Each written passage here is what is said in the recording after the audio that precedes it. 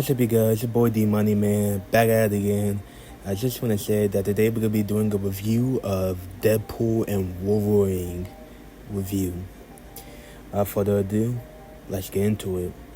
Let's start with the story. Now, the story here goes off as Wade Wilson, aka Deadpool, toils away in civilian life with his days as the morally flexible mercenary Deadpool behind him. But now he's in the world where faces essential threats. Wade must recently suit up again with a depressing Wolverine to save his universe. And that's about it for the story. The story here is pretty okay so far.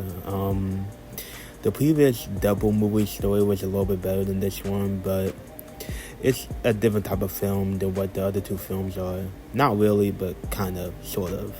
But I'll explain later. But yeah, guys, without further ado, let's get into the likes. Not the likes, sorry, the characters.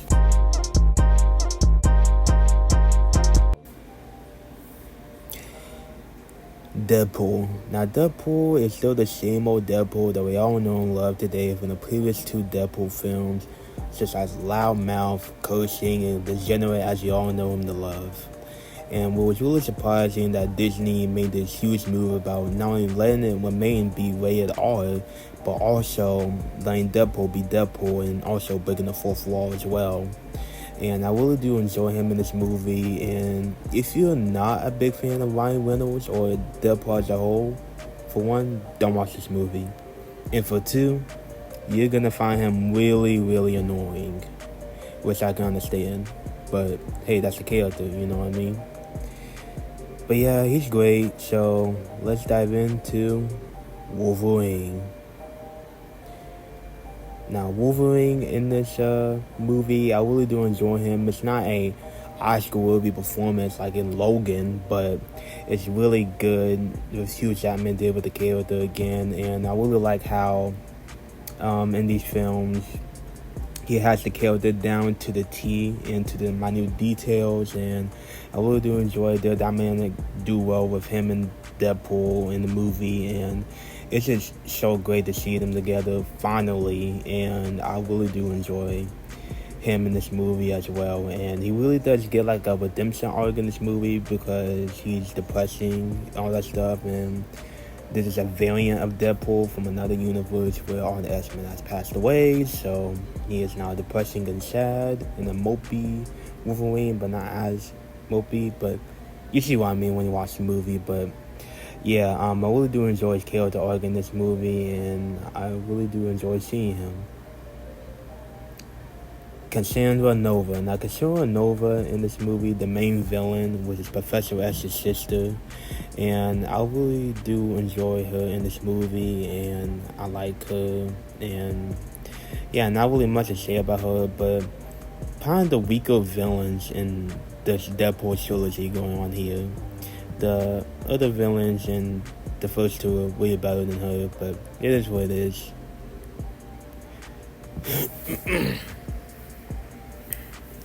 Mr. Paradise. Now, Mr. Paradise here, played by Matthew McFadden, is a really good character in this movie, and I really do enjoy seeing him. And from the TVA and all of that stuff, I don't know why a lot of people have a problem with the TVA being in this movie, but yeah, I really do enjoy him in this movie, and yeah, that's really about it. So without further ado, let's get into the likes.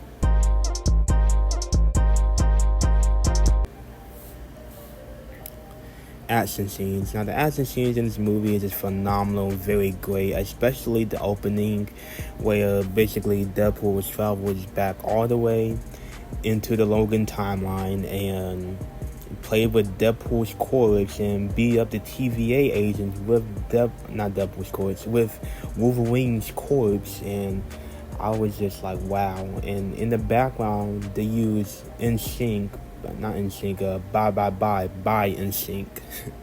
But yeah, that's a really Deadpool opening right there, and I really do enjoy that opening for this film, and I really do enjoy that action scene as a whole.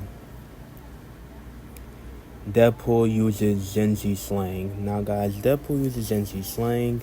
He has "Let This Man Cook," and also he uses other Gen Z slang terms in this one, and it's kind of fun to see Deadpool use that. Yeah, it's pretty funny. The cameos. Now, guys, the cameos in this movie some of the rumors are true, guys, and what the cameos are is these cameos consist of Gambit, Wesley Snipes' Blade, Alexa, played once again by Julia Gardner, X-23 once again by Def Def King. It's some type of name. I put it up in the video. Let's see. Chris Evans, Human Torch, also made a cameo. Yeah, that's about it as far as I can name. But yeah, I really do enjoy their cameos in this movie.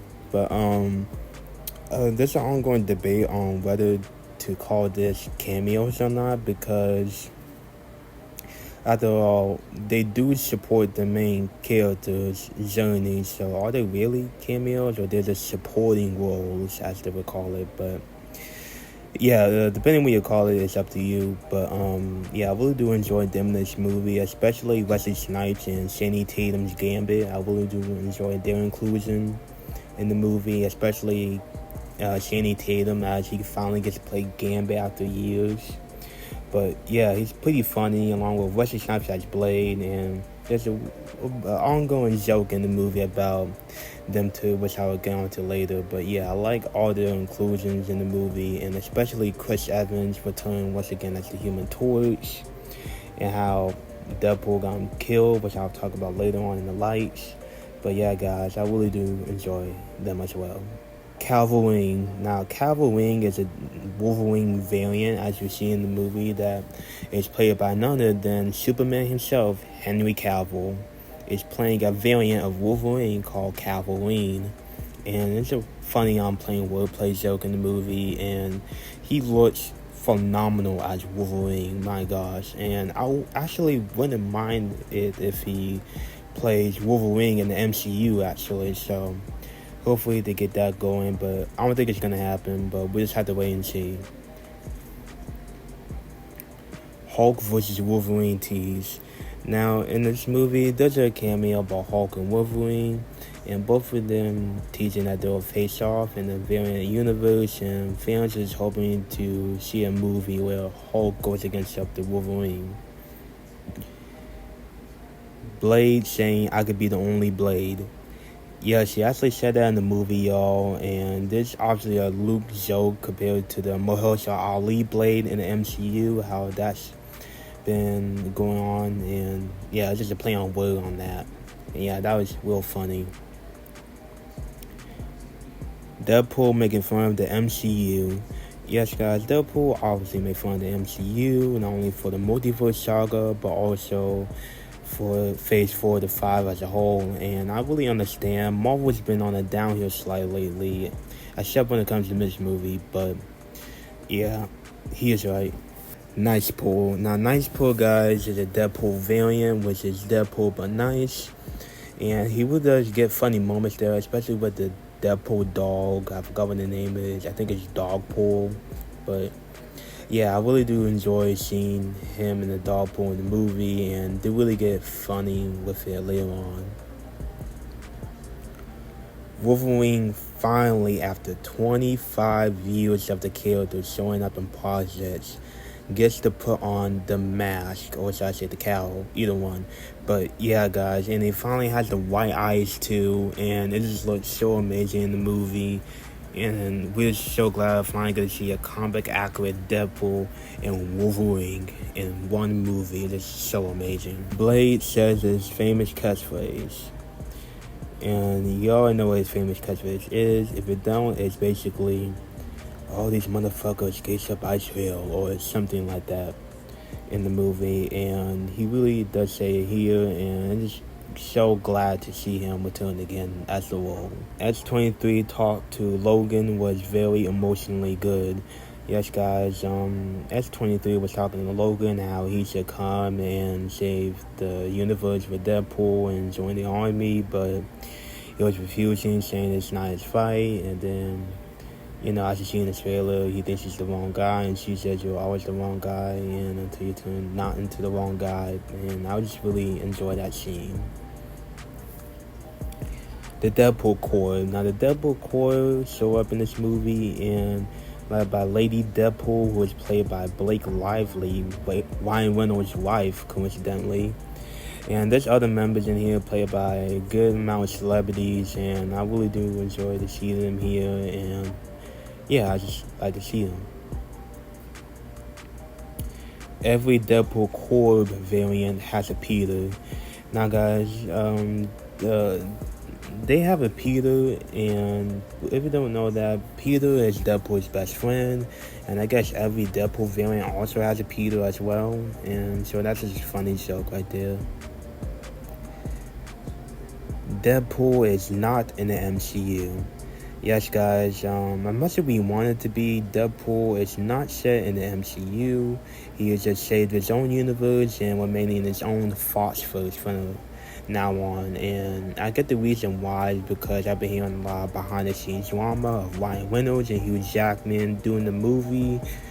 And a lot of injecting of DEI politics into the movie and trying to make it bad and everything. And yeah, so they don't want nothing to do with the MCU, but Deadpool still has that time travel device, so he could still appear in the MCU, but who knows if he does. Hopefully Avengers Secret Wars.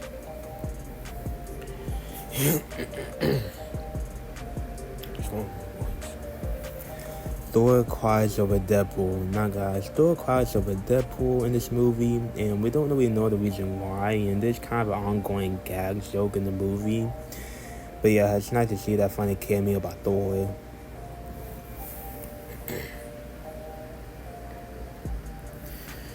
But yeah, guys, it's gonna be it for this Deadpool Wolverine review. I give it 8.5 out of 10.